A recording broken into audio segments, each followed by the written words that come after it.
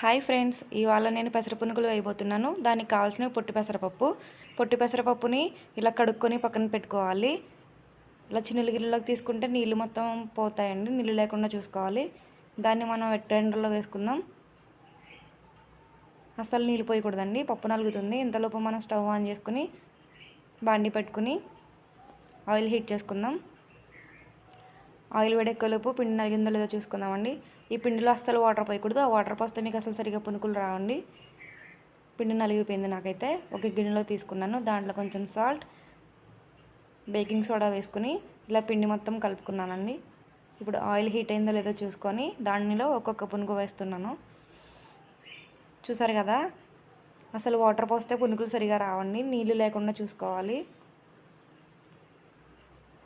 పెసరపప్పు చాలా healthy recipe అండి. పొట్టి పెసరపప్పు మీరు మార్నింగ్ టైం బ్రేక్ఫాస్ట్లా చేసుకోవచ్చు, ఈవినింగ్ స్నాక్స్లా చేసుకోవచ్చు, ఎలా అయినా చేసుకోవచ్చండి.